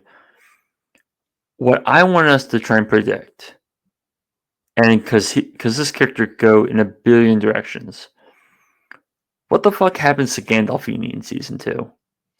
He becomes the new Kingpin. That's what I'm going to say. I don't know if he becomes the new. Fire. I don't know if he becomes the new Kingpin, but I do think he's like the way they're using him. He's like in the comics. He's gonna be like TV version of like the child that Fisk and Vanessa have always wanted. Yep. And I think he might be like one of the people that ends up dealing with like the Young Avengers or Champions, however they want to describe them, and he's kind of like that aspect of things that also leads them to Kingpin being like the overarching big bad of that kind of team up as well. I also could see him getting waxed in season 2. Yeah, I could see Frank murking him. Yeah, he did that. See that too. That's why I asked, because I could very easily see him dying, but I could also see him like grifting his way into a new grifting his way into whoever's next in the mayorship. I could also see like Val scooping him up too. Yeah, that's an interesting one. Karen's 100% just back in New York now, right? Yeah, she's back. If the photos for next season are anything to go off of, she's back. And then who ultimately ends up being Matt's army is the big question. I know I sent it to Harrison Christian, but there's a panel from the comics that basically showcases like the dream of what it would be, and it's a very similar speech here. It says the Kingpin has already lost. He just doesn't realize it yet. New York is my city, not his. No, I'm wrong. It's ours. And it's Daredevil, it's Jessica Jones, it's Luke Cage, Iron Fist, Echo, Moon Knight, Misty Knight, and Spider-Man. Now, I don't know if they'll introduce Misty Knight in this, and they may use Angela Del Toro as the new White Tiger. They could introduce Miss Marvel into the Daredevil aspect of the world. But I do think it would be incredibly smart for them to bring Moon Knight into the Daredevil universe, because guess what? Moon Knight's a fucking stone cold killer, and everyone's been clamoring for more Oscar Isaac Moon Knight ever since the show ended. Perfect way to bring him in, perfect way to introduce those two sickos together and go on a fucking killing spree of the anti-vigilante task force. And they're not going to know what hit them because fucking Moon Knight's got 4 personalities that we know of. Yeah. I'm saying Moon Knight is gonna join the squad. It's gonna be the Defenders, at least 2 of the 3 other Defenders. I'd say it's gonna be Luke Cage and Jessica Jones. I think Miss Marvel gets involved. I think Echo gets involved, and I think that's the big 5 right there. Now it's a dream to have Spider-Man come in, but I don't think he's gonna be there. I'll also add Kate Bishop to that mix. I could see Kate Bishop joining because she's already gone toe to toe with Kingpin, stood her own ground somehow. Yep. Yeah, somehow. I'm excited for season 2. Like, the set photos have been kind of leaking out a little bit too, and there's a lot to be excited about with season 2, I think, so far. Plus, it's going to be Benson and Moorhead full send in season 2, which is going to be incredible. But I'm super pumped. I was very, very impressed by the way they went about this, especially for a show that is like so culty from the Netflix era, and so many people appreciate the original Daredevil run. I think they did a really good job of injecting this into being a continuation of the first 3 seasons from Netflix. Yeah, it was the perfect follow-up to what Netflix put down. But I would say that episodes 1, 8, and 9 were the exact follow-up that we needed. Episodes 2 through 7, while very enjoyable, weren't as much of a direct follow-up to the Netflix show. But episodes 1, 8, and 9 absolutely were, and I loved it. It was incredible. This is easily the best MCU show that's ever been put out. I'd say it ranks about on par with Luke Cage, Jessica Jones, and The Punisher in terms of quality, just because I rank those 3 shows just under the original Daredevil. It's definitely better than Iron Fist. It's head and shoulders above most MCU shows. I put it above Loki. I put it above WandaVision. I put it above Moon Knight. This is a return to form for Marvel. Yeah, I thoroughly enjoyed this as a Daredevil stan. I just thought they did the character justice, and obviously the more and more stories that came out as the show progressed, and you hear how, you know, Charlie Cox, D'Onofrio, and John Bernthal all had input on the direction of the show as well. Just makes you realize that, like, those 3 in particular, and everyone else involved, obviously really care about the direction of this show. There's already like talks that they want a season every year, which is phenomenal. Because then that gives you the street level aspect that Marvel has really been lacking. And Christian and I have talked about this for a long time now, that we have been missing that aspect of the MCU for quite some time. And this, like you said, Harrison, was a return to form of the street level that you clamor for in the MCU. Yeah, it's incredible. So that brings us to our episode 9 grades, and we will give our overall scores for the season. So Harrison, your score for episode 9. This is going to sound crazy, but I'm all for crazy. I'm giving it a perfect 10. And it is not a perfect 10 episode, but for me, that was a perfect 10. Just the Daredevil and MCU sicko. I loved it. Christian, your thoughts on Harrison giving a perfect 10 to the finale? Are we talking on the MCU scale? It's on the MCU scale. This entire series has been on the MCU scale. For me, at least. I mean, do whatever you want, brother.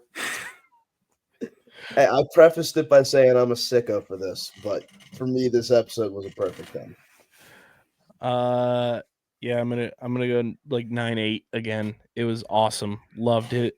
It was spectacular. Very enjoyable, and I'm already clamoring for season 2, which now brings us to the installment of our overall season grade for Daredevil Born Again season 1.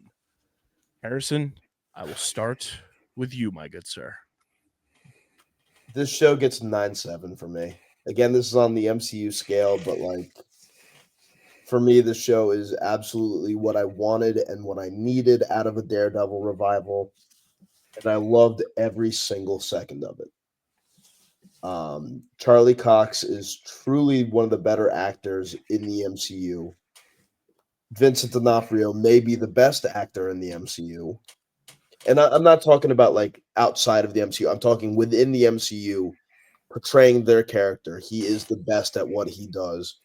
It's between the three of Charlie Cox, John Bernthal, and Vincent D'Onofrio for the best portrayal of their characters in the MCU. And the show is exactly what it needed to be. And I loved it. I loved it. Christian, that brings us to your score. And very funnily enough, I just added up your overall scores for each episode, Harrison, divided it by 9. Taking that score, it's a 9.63333333. So 9.7 is like very as close to on point as possible to what you graded the show week over week. Perfect. Christian, your score for Daredevil Born Again season 1.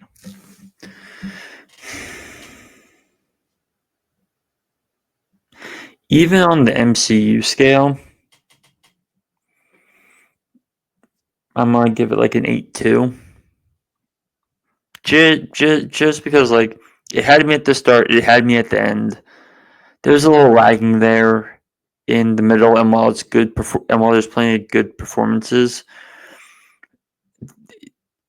it didn't 100% get there for me, but it got a good bit of the way there, and we'll see how season 2 does. Like even when I'm grading it on the MCU scale, I'm more so grading it on the Disney Plus scale, which is also part of the problem, where it's like, well, if I'm viewing this, but I'm also watching Disney Plus I'm also watching Andor on Disney Plus. I mean, it's like one's leaps and bounds above another, and they're both these IP centered things. And so, like, I can't go over an 8.5 on an MCU scale, even then. So, which, to be fair, going back and looking at some of our previous grades for MCU projects, an 8.2 is high praise from Christian. So that's what I figured. I did my adding of the week by week scores divided by 9, and it's a 9.622222222222. Now, I did have moments where I was kind of like concerned with the 2 through 7 portions, but there was also stuff that I really appreciated in those episodes that really made this show like welcome back Daredevil, and then 1, 8, and 9 were incredible. And looking back at when I graded Daredevil as a whole, as a show before this was even like kind of confirmed, which we did back in 2022, Dylan and I, hope you're having a fun time slip, buddy. I gave Daredevil overall seasons 1, 2, and 3 combined a 9.5. Mhm. Now, I know a lot of people try to downplay season 2 of the original Daredevil. I'm not one of those people. I think season 2 is phenomenal. And I'm trying to like figure out where like this season kind of falls in place with that, which I'll figure out later on, but I'm going to give season 1 overall MCU scale combined with television scale combined with me just enjoying watching the show scale. It gets a 9.6 from me. Very on point with my week to week score. Mhm. There's aspects that I really love. There was some stuff that, slipped up for sure and I was critical of, but overall, like just from a pure entertainment and enjoying experience and seeing where this show took us week over week, I had a blast with this, and I just am very excited to see where season 2 goes and seasons following that afterwards go. So 9.6 is the score from me, which if we take all of our scores together, add them all up and divide them by the magic number of 3, it's 27.5. It gets a 9.1666667, which rounded up is a 9.2 out of 10 for season 1 of Daredevil Born Again. I ain't mad about it. And 9.2 is probably the level-headed, take a couple weeks to digest everything type of score from me personally. So I'll take it. Very enjoyable show. Fantastic all around. Congratulations to everybody involved in the show because y'all motherfuckers crushed it. And now we need Vincent D'Onofrio to come on the podcast. Yes. Before we keep it pushing, I do want to talk to you guys about our awesome merch partners at PHI Apparel Company. Guys, if you want to stand out in the crowd, whether you're watching your favorite shows and movies at home, going to the movie theater to do it, which you should absolutely do, you should rock your Streamer Season merchandise. Go to phiapparel.co and fill up your cart with Streamer Season, Underground Sports Philadelphia, Philly-centric merch across the board. And when you go to check out, use code Underground to get 10% off your next merch order from PHI Apparel Company. Again, that's code Underground for 10% off at phiapparel.co. Stand out in the crowd with the official merch partner of Streamer Season. It's time for The Last of Us. The Last of Us is back. The premiere episode of season 2 has dropped. Now, for reference, everybody, we will be doing breakdowns of The Last of Us on this show for sure. Harrison has played the video games, which brings us the video game aspect. Harrison is choosing to binge season 2 of The Last of Us when everything is out, but has told me, preface this, he kind of has an idea of everything that happens because of playing the video games. So he's totally on board with us doing the breakdown here, which I'm excited about because now we have the video game mind yet again, like we did with Dylan. But overall thoughts, Christian, I'll start with you on the premiere episode of The Last of Us. How did it make you feel? What were the vibes and just your overall thoughts on the premiere episode? Great jumping off point where we kind of get shown the, for lack of a better phrase, immediate aftermath of the end of season 1. And then we have a 5-year time jump. And then we're kind of shown the effects on said relationship between Ellie and Joel. And that's pretty much all we get for the most part. Yeah. We also get a cameo from the brand new Falcon. Danny Ramirez makes an appearance as one of the nurses / doctors in this episode, which I was like, buddy, shouldn't you be preparing for Doomsday? So like I wish I had more to say, but I don't because not much happened. Yeah. That being said, I'm excited for this week because for those uninitiated, It's being directed by Mark Mylod. And for those of you who don't know who Mark Mylod is, oh boy, you are in for a treat because he is basically kind of one of the gold standards in terms of HBO drama TV direction, where across the 39 episodes of Succession, he directed 16 of them. He directed every single season finale of Succession. He directed 3 of the 4 season openers, and the only reason he didn't direct the first one was because it was Adam McKay directing the pilot. He directed basically every major important Succession episode that's held up there at the very top of things. This is a guy who did 6 episodes of Game of Thrones, who did multiple episodes of Shameless, who did 23 episodes of Entourage.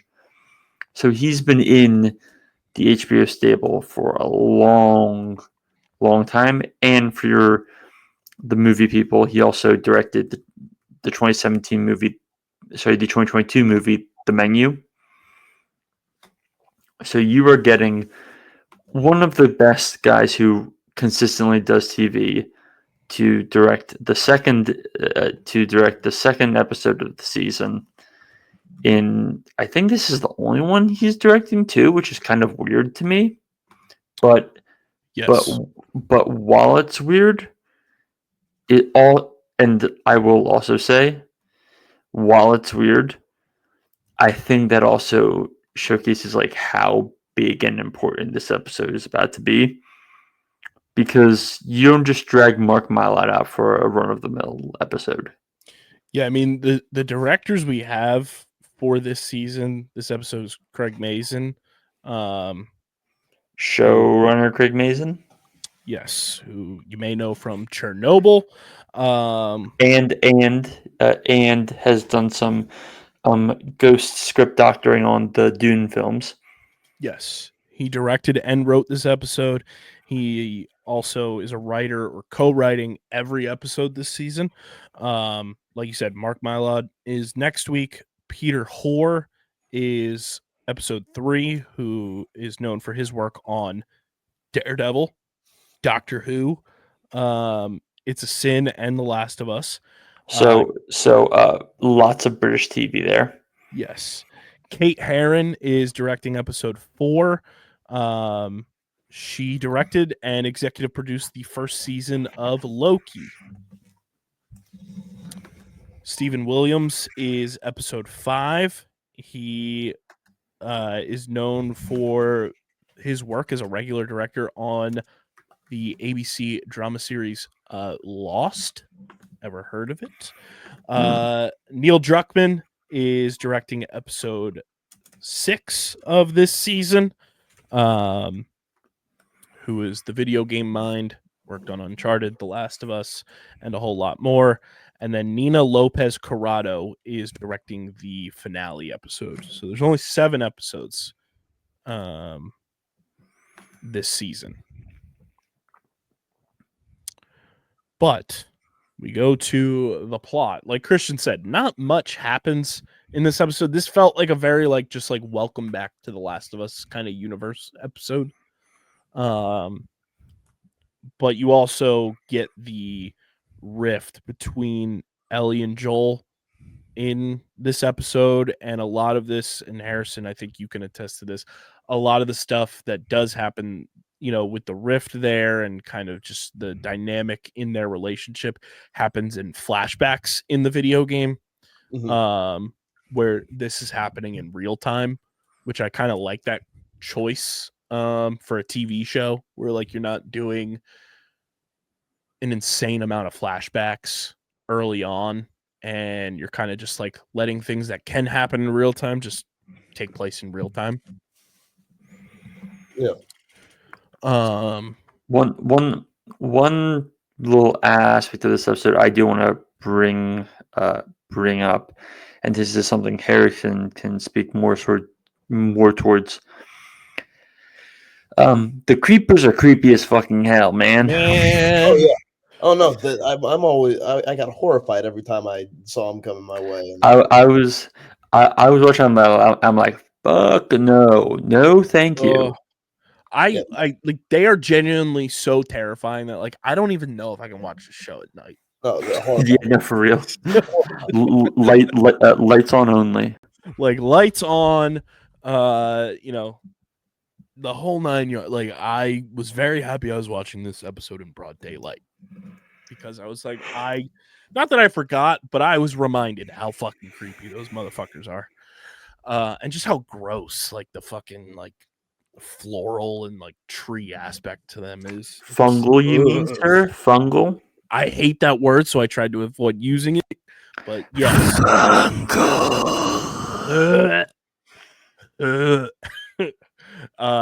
So the plot breakdown here.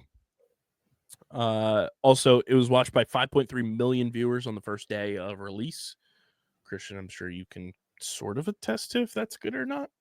Say that one more time. This episode was on first day of release. It was watched by 5.3 million viewers. For HBO, that's good. Because for perspective, HBO average viewers day of, because yeah, so for comparison, at its peak, Game of Thrones was drawing 10. Okay. So I think in the grand scale of things, it's a good number, because I don't know if that also counts Max and HBO linear and etc. And I feel like a lot of people just forgot that like the premiere episode was this past weekend. So yeah, my friend literally texted me at 10:45 and 10:45 on Sunday night, and it was like, "Did The Last of Us start tonight?" I'm like, "Uh-huh." And he's a big Last of Us fan. And for reference, back in the year 2023, Christian, myself, and Dylan rated season 1 overall a 9.6 out of 10. So there's our reference point as the season progresses. But the plot breakdown here: Joel swears to Ellie that his story about the Fireflies is true. Ellie hesitates before replying, okay. And that's kind of how last season ended. But now we get the full-blown scope. It doesn't cut to black. And they walk towards the safe settlement of Jackson, Wyoming. In Salt Lake City, a group of surviving Fireflies are burying their dead from the hospital massacre. One of them, Abby, played by Caitlin Dever, who a lot of people are up in arms about her playing Abby, but I think the way that she portrayed herself in that scene alone, she has my signature on it. So I like it. So I will say this, and this is where I've gone from my friend and Harrison connect this. They aren't mad about like her, the actor, as much as her, the physical presence, in terms of they want someone with more muscle. But I think in terms of emotionally, Dever nails it. Yes, 100% agree with that. Yeah, that's about right. So in Abby, other words, hashtag internet nerds, get over it. Yeah, nerds. That's something you could say for most things, though. Yeah. Abby insists that they track down Joel, but is dissuaded by Owen, who suggests they regroup in Seattle first. She vows to kill Joel slowly. 5 years later, at the end of 2028, Ellie and Joel have become increasingly estranged from each other. And during combat training, Jesse orders restraint against Ellie for fear of Joel's retaliation, but Ellie demands equal treatment.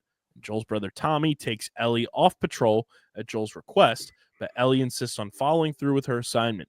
While clearing out a group of infected in an abandoned supermarket, Ellie is confronted by a new type capable of stalking her and moving silently. She kills it after it bites her and later reports its existence to the council in Jackson. I watched a breakdown of this because watching it in real time, I didn't even realize it. But the way that they did like the horror trope of like that thing just lurking in the back and then it like scurries off screen was fucking insane. Yeah, That's exactly what I was talking about earlier. Where I'm like, nope, no, thank you, nope. Nah, Nope, nope, nope, I'm nope, good, nope, nope. Chief. I'm good. Also, I love that they had a 2003 accurate Bud Light bottle from the Real Men of Genius era. That was great.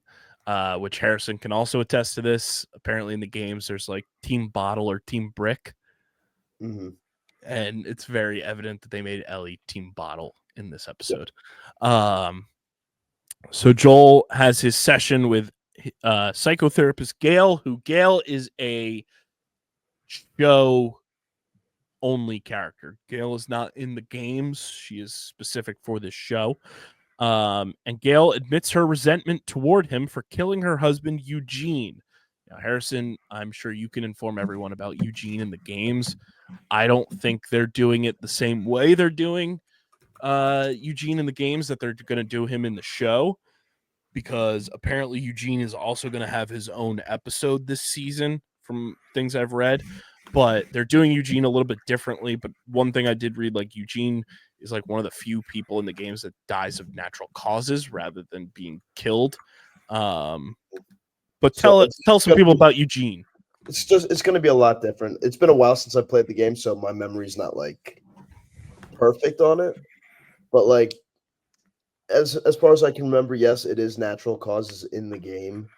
So the fact that they have him die at the hands of Joel in the show shows me that they're going down a completely different path.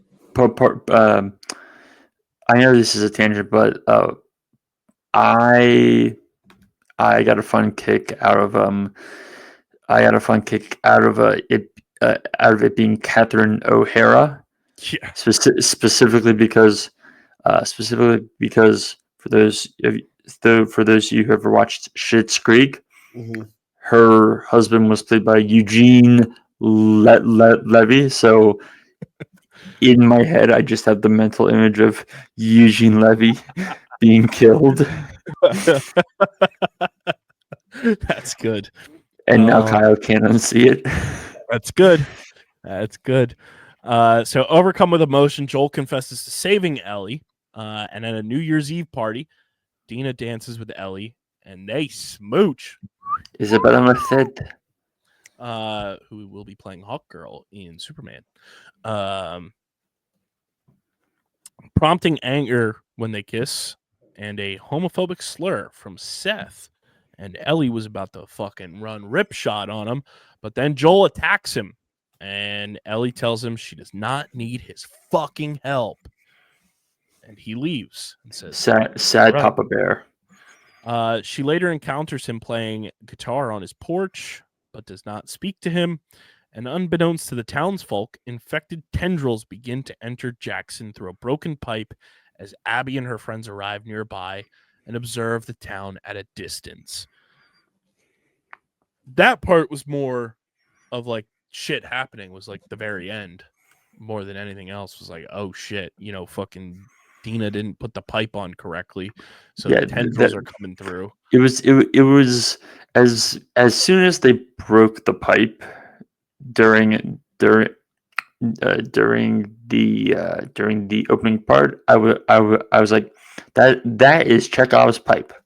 Mm-hmm. That is Chekhov's pipe, my friends. And Abby just full blown looking like fucking Assassin's Creed at the end there, just ready to fucking murk somebody. Very solid, like welcome back to The Last of Us type of episode. Not much action outside of, a couple of them fucking infected freaks getting stabbed and murked and shot.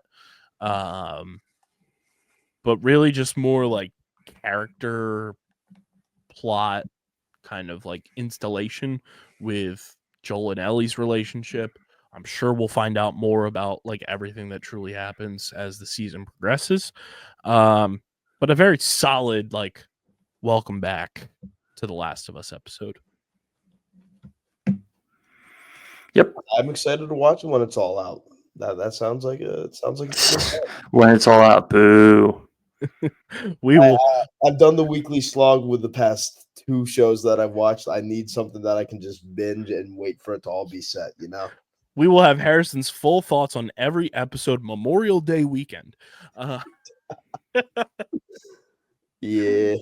I will say, and I told Harrison this, Christian, because the Disney Plus plan that I currently have is the one with the commercials. It was nice to sit through an entire hour-long show with no commercials.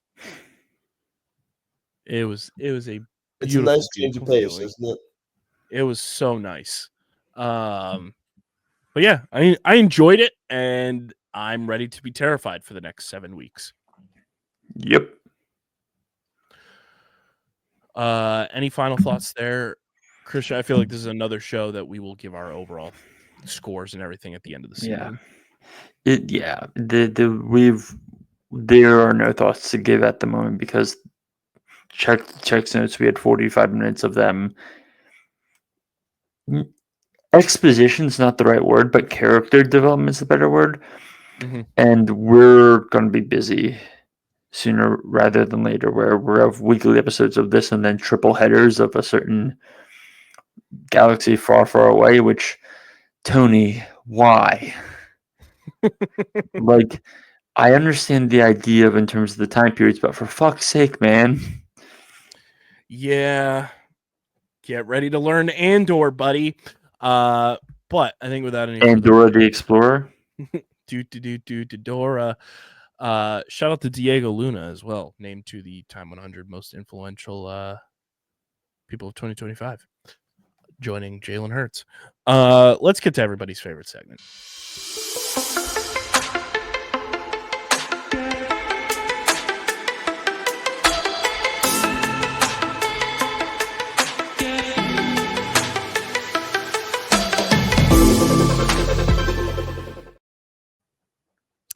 It is the streaming platform Multiverse News and Notes, brought to you by Kenwood Beer, the official beer partner of Underground Sports Philadelphia. It's a refreshing light beer, just 4.1% ABV, 120 calories, and just 8 grams of carbs. You can go to kenwoodbeer.com, use the Kenny Finder to see who's got Kenwood Beer on tap in the Philadelphia, New Jersey, Pittsburgh, Maryland, and Delaware areas. You can also find Kenwood Beer at your local liquor stores in those markets. Again, kenwoodbeer.com, must be 21 or older to do so. And, of course, please drink responsibly. Speaking of The Last of Us, it has already been renewed for Season 3 at HBO. Wow. That was fast. That was quick. Our feel old moment of the week, a week ago, about today, premiering 10 years ago on Netflix, The Devil of Hell's Kitchen, Daredevil. It's been 10 years since Season 1. You know, that makes sense. I remember watching it when I was a sophomore in high school, but good Lord. A little happy birthday shout out, and I did not realize she was this close in age proximity to yours truly. Happy 33rd birthday to Daisy Ridley. Oh, happy birthday to her. I'm gonna throw one out here. For the 100th Oscars, we are finally getting the category we've been clamoring for a long time. Best stunt design. I saw that. So in other words, MCU, it's time to learn practical effects, buddy. Yes. God, I hope so. Even though in a truly just world, this goes to like the John Wicks and the Dunes of the world, and not the MCUs of the world. Yeah. Ryan Coogler's vampire film Sinners debuted at 100% on Rotten Tomatoes based on 30 reviews, and I think it's sitting at 99% actively right now. Cannot wait. I'm gonna go see it at some point in the next like 4 or 5 days. That movie looks like it's gonna be really, really, really good. Two Michael B. Jordans, Haley Steinfeld, man. It's into my veins. Vampires in IMAX with a score by Ludwig Göransson. Say less. 2 Michael B. Jordans for the price of 1. Say less. Better than 1. 1 Michael B. Jordan is already incredible. Michael B. Jordans. My favorite comment about this movie is that people are like, and this is like, before we even had like this was before we even had reviews or anything. Everyone going, this was so clearly meant to be Michael B. Jordan and Jonathan Majors. and I'm not sure if you guys saw it, but Jordan still wants to like try and make Creed 4 with Majors, and it's like, brother, pardon? My brother in Christ, Kiki Palmer pulled a podcast episode with that motherfucker off the internet. Like, let's be real. I love this. Vincent D'Onofrio was asked which other comic book character he wants to play.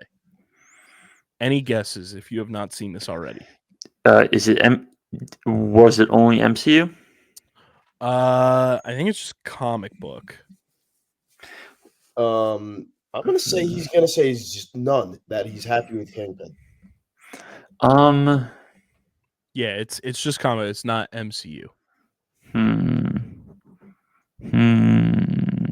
Me trying to go through a Rolodex of things. You know what? Let's make Vincent D'Onofrio the Penguin. He said Swamp Thing. Yeah. All right. So, what? It's a Mike Flanagan script, right? Yes. Swamp Thing, DC movie. Oh, no, sorry. It's James Mangold directing. Oh. I'm trying to remember because, yeah, it's supposed to be written and directed by James Mangold, which this is the same dude who did Logan. So if you're giving me keeping Mangold in, swapping out a Jackman, and putting in the D'Onofrio, sure, I'll bite. May Kalamaui has been cast in the upcoming The Mummy movie, released in Gesundheit. theaters April 17th, 2026. She was in Moon Knight as the Scarab. I like that casting. I would just like to point out how if you look at the casting news behind that mummy movie, which is being directed by Lee Cronin. For those who don't know, Lee Cronin. Once again, for those who don't know who Lee Cronin is, he probably most people would know him from directing the 2023 Evil Dead whatever type of requel. I don't know, but it's a very fun horror Evil Dead movie. So yeah, that is exciting. But the two notable castings we've gotten so far that were talked about recently were both Egyptian/Palestinian. Like so it. we're having actual people who would be in that area being cast as said characters. Yes. Via Entertainment Weekly, Matt Shackman says they used a mix of motion capture and a practical costume for Galactus in the Fantastic Four. Ooh. We'll see how it goes. The big dumb dipshit in the White House is a big dumb dipshit. He laughed after hearing China is importing fewer U.S. films amid the tariffs. Quote, I think I've heard worse things. Yeah, you're a big dumb dipshit. Great. So, a major market is cutting off movies so Well, people can get money. Well, That's a great thing. This is where I'm going to be kind of fence sitting here. The only movies this really affects are Disney movies or comic book movies. Like, realistically, if China doesn't take any more American films, it's like, oh no, this Disney princess movie won't make an extra $150 to $200 million. This Fast and Furious movie, which will never get made at this point, given it's been like 4 years at this point. Now, the one I'm more interested in is does Avatar 3 get through? Because Avatar typically gets between like 200 to 350 million out of China. So that's kind of a when when both your prior movies have gone over 200 billion, have gone over 2 billion, that's not an insignificant number. That's an eighth of your box office. Between that and obviously like Avengers Doomsday and stuff like that, like tough. I like this quote here from Joseph Quinn on his adaptation of Johnny Storm in the Fantastic Four. Quote, Kevin Feige and I were speaking about previous iterations of him. He was branded as this womanizing, devil may care guy. But is that sexy these days? I don't think so. This version of Johnny is less callous with other people's feelings. As long as he's still cocky and hot-headed, I think it'll still work. He doesn't have to be a womanizer to be Johnny Storm. He just has to be brash and full of himself. Yeah. But he can still care about other people's emotions while being brash and full of himself.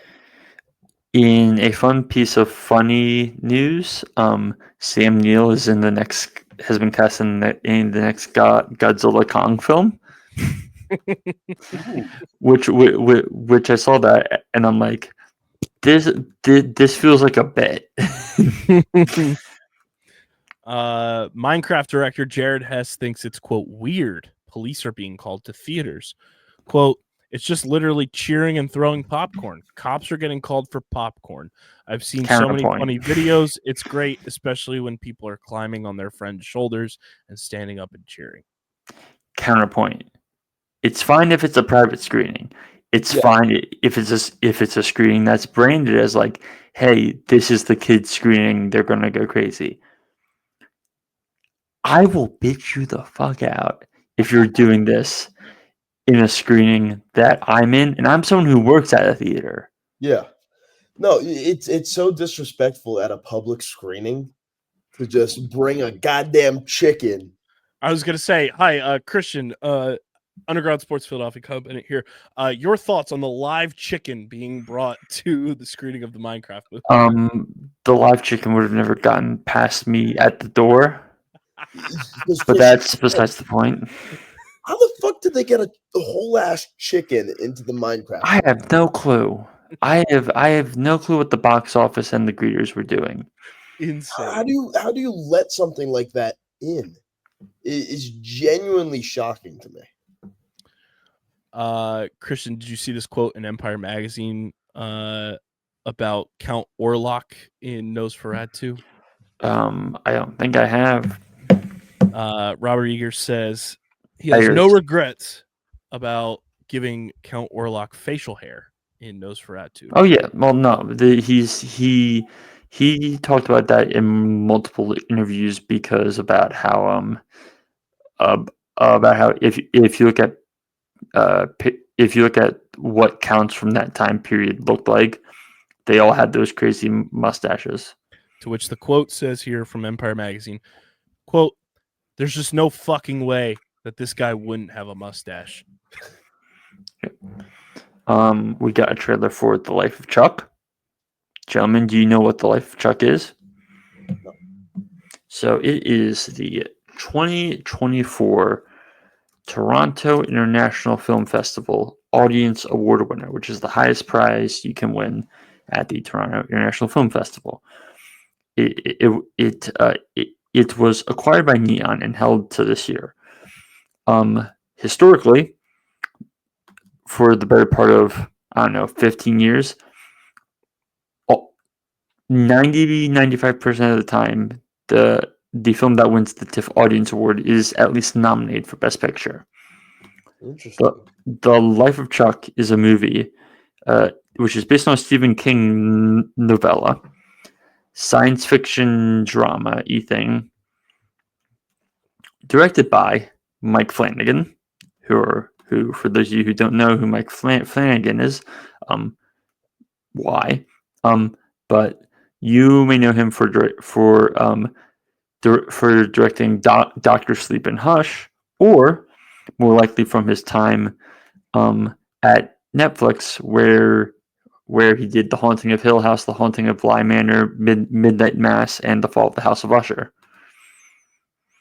And So he's adapting this Stephen King novella that I would call more in the spirit of The Green Mile than in the spirit of Misery. And the cast is as follows, and it's quite a significant cast where the various versions of Chuck, in terms of young Chuck and old Chuck and stuff. Young Chuck is played by Jacob Tremblay. Chuck is played by Tom Hiddleston. Can I also interest you in Chuck's grandfather being played by Mark Hamill? And can I also interest you in a Chiwetel Ejiofor, Karen Gillan, and Matthew Lillard, and Harvey Guillen, and David Dalsmachin showing up in this, and Hamish Linklater, and a bunch of other people. Sounds fun. And we got the first trailer for it, and we are reasonably excited as a film-going community about the life of Chuck, because you watch this trailer and you go, Mark Hamill supporting actor nomination? ? Yeah. Need it. Other film news. We now know what Jesse Eisenberg's next film is going to be. For those of you who didn't see A Real Pain, it's currently streaming on Hulu. I suggest everyone goes and watch it. It's a great time. It's really fun.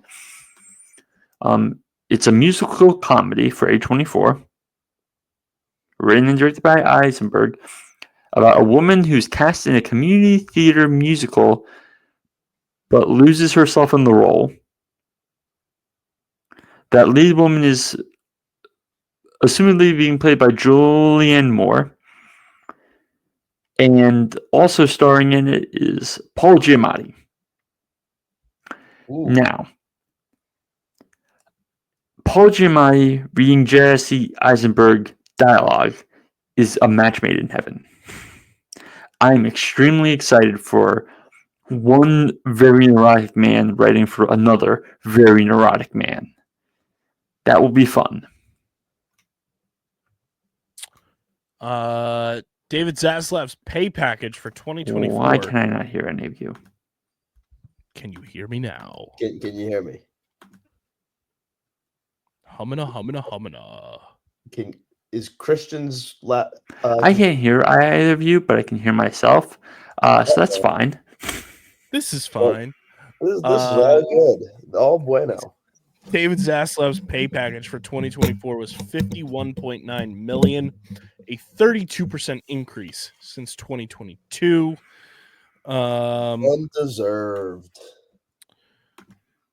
Beetlejuice 3 is in the works, according to Deadline. Looking here, just on some other things. Warner Brothers isn't worried about the Batman 2. Quote, DC knows he's a writer directing a chore in his own right. It'll come when he's written his best Batman script and is ready. Sam Raimi tried to get people to replicate the iconic poses from Todd McFarlane's covers of his for his Spider-Man trilogy. Not even Cirque du Soleil cartoonists could do it. That's fucking awesome. Warner Brothers TV boss says the Penguin season 2 is not currently in the works. Never say never. It's definitely a possibility, but there's nothing in the works at the moment. Ryan Coogler says Puss in Boots: The Last Wish was a major influence on Sinners.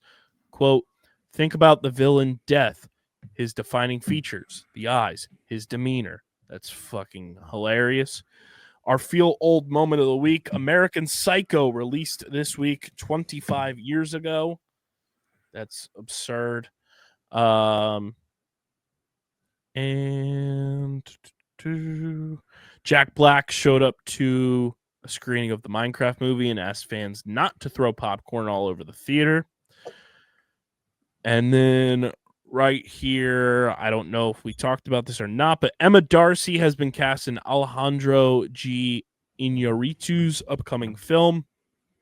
The rest of the cast includes Tom Cruise, Sandra Hüller, John Goodman, Jesse Plemons, Sophie Wilde, Riz Ahmed.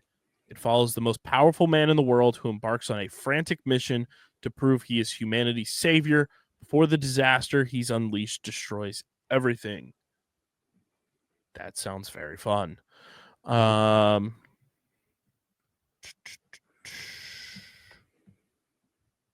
here.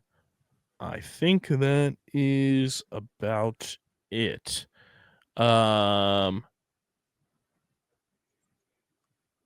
Yeah. That's all we got for you guys on this one. Make sure you're following us on the socials at StreamerSZN, StreamerSZN Pod.